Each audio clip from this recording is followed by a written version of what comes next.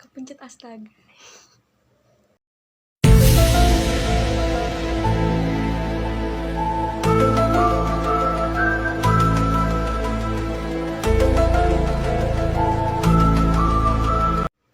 Assalamualaikum warahmatullahi wabarakatuh. Perkenalkan, saya Dea Vindia Manda Gresita dengan NIM 23101163200014 dari kelas A2 dengan program studi Pendidikan Bahasa dan Sastra Indonesia, Fakultas Keguruan dan Ilmu Pendidikan Universitas Lambung Mangkurat.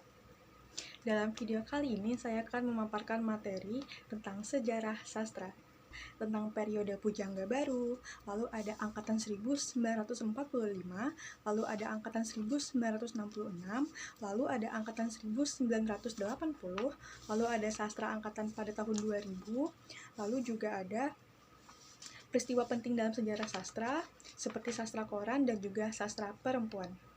Yang pertama ada periode Pujangga Baru. Angkatan Pujangga bermuncul sebagai reaksi atas banyaknya sensor yang dilakukan oleh Balai Pustaka terhadap karya tulis sastrawan, terutama terhadap karya sastra yang menyangkut rasa nasionalisme dan kesadaran kebangsaan. Sastra Pujangga Baru adalah sastra intelektual, nasionalistik, dan juga elitis. Angkatan Pujangga Baru yaitu pada tahun 1930 sampai 1942 dilatar belakangi oleh kejadian bersejarah yaitu kejadian Sumpah Pemuda pada tanggal 28 Oktober 1928. Karya sastra pada masa Pujangga Baru memiliki karakteristik sebagai berikut, yaitu dinamis, bercorak romantik atau idealis, dan menggunakan bahasa sastra yaitu bahasa klise, juga bahasa Melayu modern. Karya Angkatan Pujangga Baru mempunyai ciri-ciri yaitu dalam bentuk puisinya memegang peran penting seperti sonata, yang di sampingnya adalah ikatan-ikatan seperti quatrain dan queen pun banyak dipergunakan. Lalu tema dalam karya prosa bukan lagi tentang paham kaum muda dengan adat lama seperti pada contoh karya Siti Nurbaya, melainkan perjuangan kemerdekaan dan pergerakan kebangsaan Indonesia. Bentuk karya drama pun banyak dihasilkan pada masa Pujangga Baru dengan tema-temanya kesadaran nasional dan juga kebangsaan. Yang kedua ada periode Angkatan 1945. Angkatan 1945 adalah angkatan sebuah gerakan sastra Indonesia yang muncul pasca kemerdekaan pada tahun 1945. Angkatan ini juga disebut sebagai Angkatan Chairul Anwar karena Chairul Anwar yang dianggap sebagai pelopor terbentuknya Angkatan 1945 ini. Angkatan 1945 juga biasa disebut Angkatan 45 atau Angkatan Kemerdekaan. Karena pada angkatan ini lahir perjuangan kemerdekaan Indonesia. Ciri-ciri dari karya sastra Angkatan 1945, yang pertama adalah terbuka, yang kedua pengaruh unsur sastra asing lebih luas dibandingkan angkatan sebelumnya. Yang ketiga, bercorak isi realis dan naturalis, serta meninggalkan corak romantis. Yang keempat, sastra periode ini terlihat menonjol sifat individualismenya. Yang kelima, dinamis dan kritis, berani menabrak pakem sastra yang mapan sebelumnya, berani dari keluar zona nyaman yang ada pada sastra angkatan sebelumnya. Lalu yang keenam ada penghematan kata dalam karya-karyanya.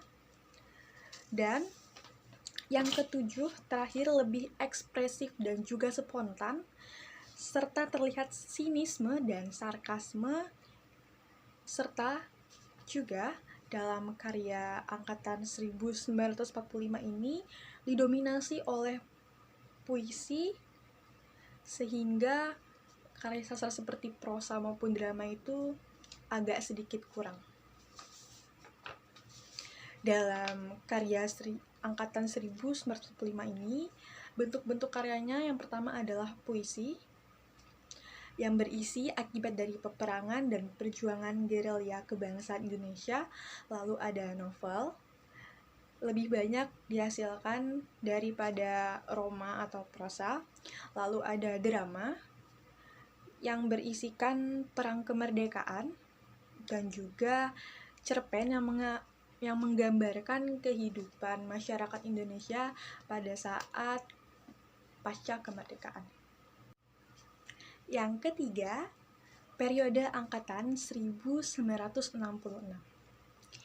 Angkatan ini lahir bersamaan dengan kondisi politik Indonesia yang tengah mengalami kekacauan akibat merajalelanya paham komunis, serta maraknya penyalahgunaan kekuasaan pada periode tahun 1960 sampai 1970, yang turut mengakibatkan polarisasi karya pada masa tersebut. Pada saat itu, PKI hendak menguasai negara dan berusaha menggantikan ideologi Pancasila dengan ideologi komunis.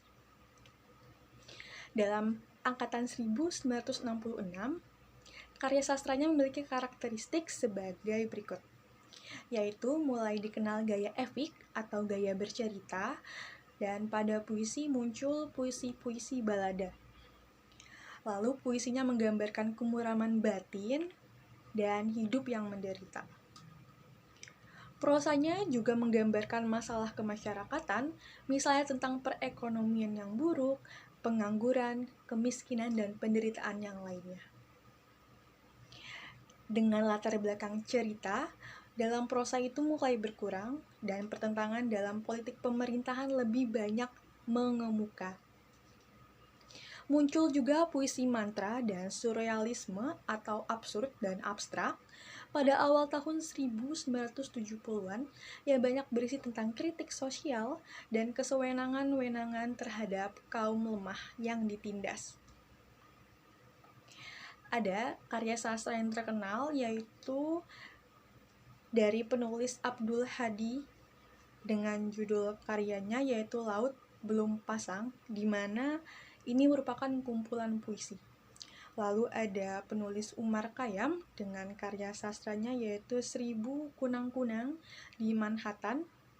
Lalu ada Sapardi Djoko Damono dengan kumpulan puisi yang berjudul Dukamu Abadi. Dan ada Taufik Ismail yang berjudul Jaket Berlumur Darah. Yang keempat, periode angkatan 1980.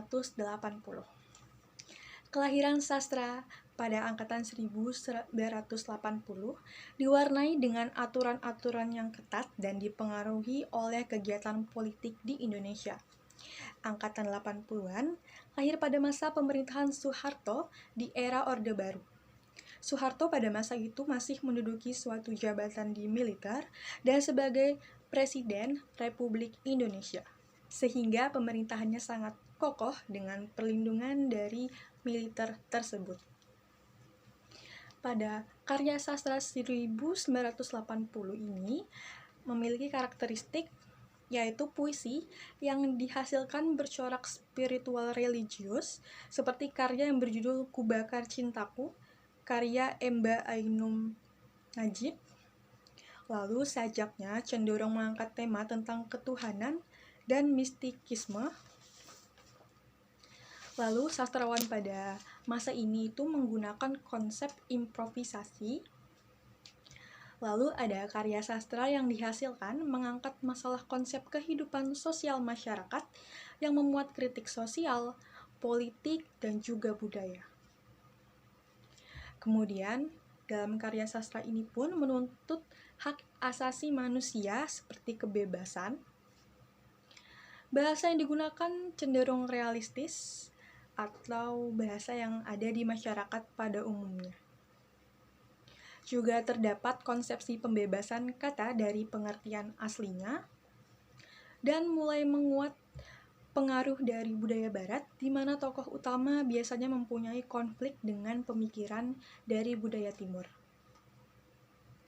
Dalam karya sastra ini pun juga didominasi oleh roman percintaan, dan novel yang dihasilkan mendapat pengaruh kuat dari budaya barat dengan pemikiran timurnya dan mengalahkan tokoh antagonisnya. Itu adalah jalan cerita yang sangat umum yang ada pada sastra periode angkatan ini. Lalu seperti karya sastra dari Hilman Hariwijaya, yaitu buku yang berjudul Lupus, Keluarga Hantu, dan sebagainya. Lalu ada beberapa karya Ahmadun yang telah terbit sejak dasawarsa 1980-an, yaitu ada Ladang Hijau, Sang Matahari, serta Syair Istihara. Yang kelima, sastra angkatan tahun 2000. Dengan latar belakang, pada tahun 1998, Angkatan Reformasi dimulai pada masa kepemimpinan pasca Soeharto. Dengan latar belakang ini, ditandai dengan banyaknya karya sastra yang muncul seperti novel, cerpen, dan antologi puisi. Banyak penyair yang ikut serta meramaikan sajak-sajak sosial politik pada masa itu. Sastrawan pada Angkatan Reformasi mempertimbangkan keadaan politik yang terjadi pada akhir tahun 1990. Sastrawan angkatan 2000 salah satunya yaitu Darwis, atau yang lebih kita kenal sebagai Terelie, lahir di Sumatera Selatan, tepatnya yaitu Kota Lahat pada tanggal 21 Mei 1979, memulai debut kepenulisannya pada tahun 2005 melalui novel Hafalan Sholat Delisa. Ia telah menerbitkan lebih dari 50 buku dalam sepanjang karir menulisnya. Siapa yang tidak tahu Terelia, saya sendiri merupakan penggemar karya sastra beliau, karena memang karya sastranya itu sangat memiliki relevansi dengan kehidupan saya, dan saya suka genre-genrenya. Ciri atau karakteristik dari karya sastra angkatan 2000 yaitu menggunakan kata-kata maupun frase yang bermakna kontatif atau makna yang memiliki hubungan. Lalu juga banyak menyindir keadaan sekitar, baik itu sosial, budaya, dan juga politik. Revolusi tipografi atau tata wajah yang bebas aturan dan kecenderungan ke dalam puisi yang konkret. Kritik sosial sering muncul lebih keras dalam sastra angkatan tahun 2000. Penggunaan estetika yang baru, karya cenderung vulgar, munculnya cyber sastra di internet, dan bahasa yang diambil yaitu bahasa sehari-hari yang ada di masyarakat. Materi yang digarap penyair tidak hanya tentang sosial kemasyarakatan, budaya etnis, melainkan juga religi.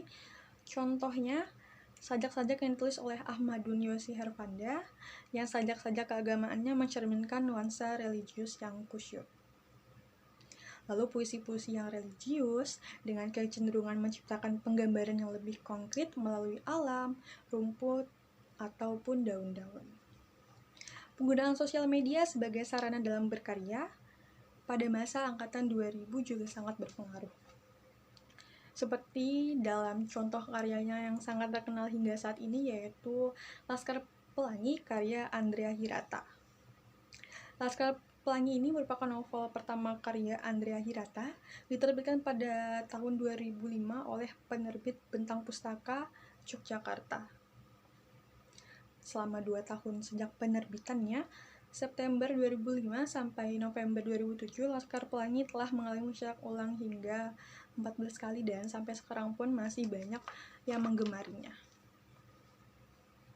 Dalam sejarah sastra ini banyak sekali peristiwa-peristiwa penting di dalamnya, seperti penerbitan Balai Pustaka, kelahiran dan konsepsi estetik Angkatan 45, munculnya istilah Angkatan 66, manifest kebudayaan, dan juga majalah-majalah pujangga baru.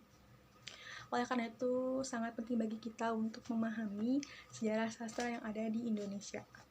Yang ketujuh adalah sastra koran. Sastra koran adalah sebutan untuk karya sastra seperti puisi, cerpen, dongeng, dan sebagainya yang diterbitkan melalui media koran. Publikasi karya sastra melalui koran ini sudah sangat lama terjadi di Indonesia. Hampir semua sastrawan Indonesia memanfaatkan koran sebagai media untuk mengiklankan karya dan nama mereka kepada publik ataupun masyarakat umum. Lalu beredar juga yaitu sastra perempuan. Dalam sastra perempuan ini seringkali menjadi topik yang diangkat itu biasanya perempuan menjadi pemeran utama. Perempuan selalu ditempatkan sebagai objek kajian, baik dalam puisi, cerpen, novel, maupun yang lainnya, sedangkan laki-laki begitu mendominasi sebagai penulis atau pengarang pada karya sastra itu sendiri. Jika menengok kembali ke masa silam, posisi perempuan kala itu benar-benar tidak menguntungkan.